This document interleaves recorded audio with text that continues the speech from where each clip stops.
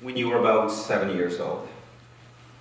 The chances are your life was probably full of hope, love, and happiness.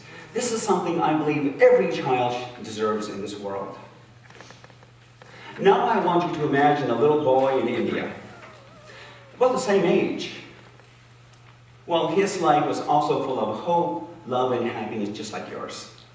But before he reached his 8th birthday, both of his parents died in the early 30s. Well, luckily, about 2 years later, he comes over to Canada to live with his relatives.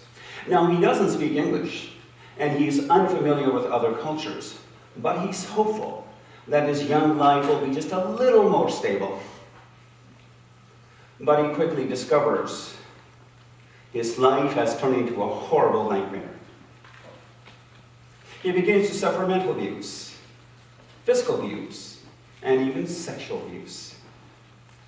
Where he lived in a small mill town in British Columbia, in minus 30-degree weather, he didn't have a winter jacket.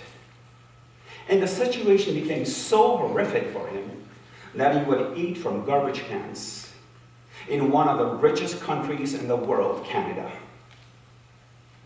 At the age of 13, he weighed 61 pounds. It didn't matter to the school board, the teachers, or anyone else. But he marched on anyway.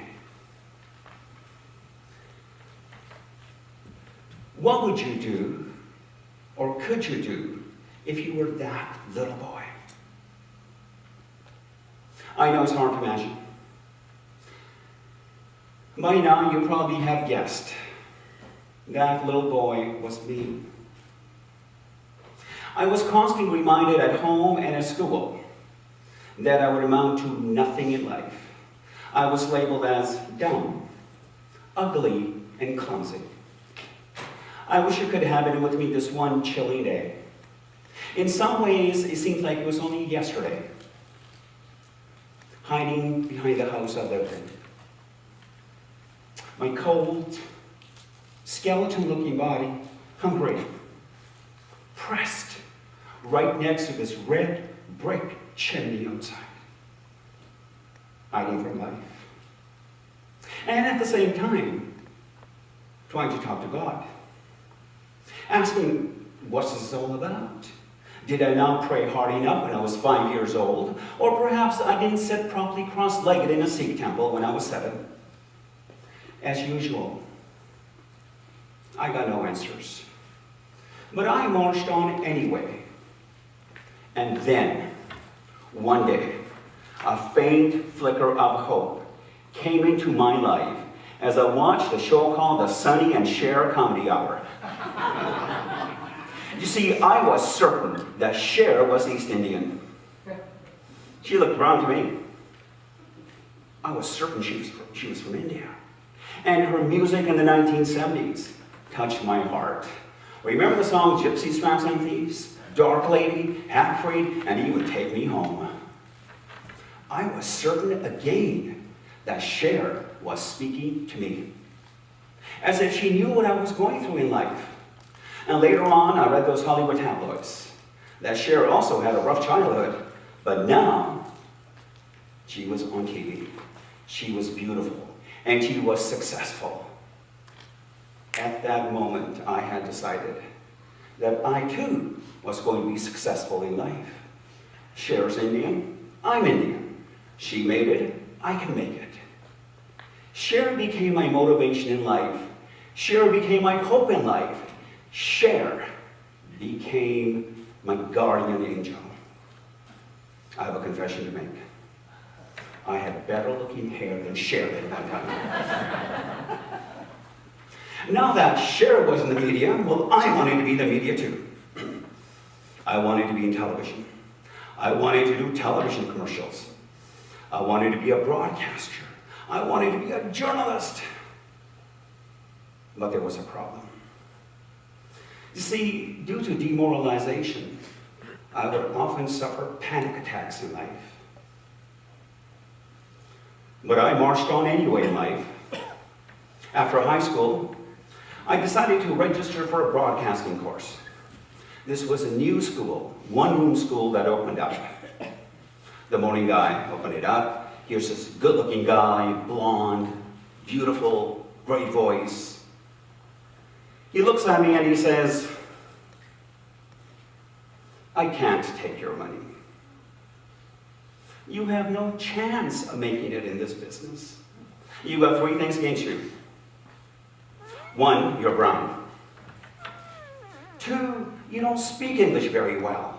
And number 3, when you do, you sound like a little girl." I thought to myself, what would Cher do if she were here right now? Well, she would take no for an answer, and she wouldn't leave. So I refused to leave his office. 20 minutes later, he took my money, and I was in broadcasting course. I finished the 6-month course, and I came to Vancouver, thinking Vancouver's a bigger city. People are much more open-minded. It's going to be fine. Well, I quickly discovered no one in any of the radio stations would want to speak to me. But eventually one radio station allowed me to go on the air to do a 2-minute news package on the weekends. Now this is when everyone's supposed to be in bed. I would go on the air. Immediately the switchboard would light up, callers would call to complain saying, "Take that Hindu off the air." And I'm thinking, you people can't even get the right religion. But the owner of the radio station had a great solution. Change my on-air name to Tony Gill. This way the listeners will think I was Italian. It worked. Callers stopped calling to complain. From there, I went to work at many other radio stations and eventually became a reporter for CBC television. I also wrote for the Vancouver Sun, had a syndicated column with the Metro Valley newspaper, and Cher was with me in spirit when I graduated from university in journalism. Thank God I didn't listen to my grade 10 teacher who said, "Oh, Gobinder, never get into a field that requires English. You're going to work in a sawmill anyway." I also did television commercials, as well as I had many roles in various films, often playing as a terrorist and a taxi driver. And several years ago, I became a #1 bestseller author on Amazon for my book called Achieving Prosperity Through Diversity. And recently I was profiled across Canada on a national magazine on the front page. And I also did a TED Talk. My highlight of my career came when I got to interview Mother Teresa. I told her my story. I can still remember. She reached out with her feeble hands to me and said it was time. It was time to forgive those people who did you wrong. And I did. And I wish them all the best in their lives. You see, although I got no answers from God, but the universe did bring Cher into my life, who gave me hope, who gave me inspiration, who gave me guidance. I'm not sure how my life would have turned out if it wasn't for Cher. When things are down, when people's lucks are down, especially children, what they really want to hear from us, someone to tell them that someday things will get better in life. Let me challenge you with something. Do you know someone who needs hope, guidance, and inspiration? If you said yes, after this event, I want you to reach out to that person. Give them hope. Give them inspiration. Give them guidance. You just may change their lives. I must warn you, you just may become someone's Cher.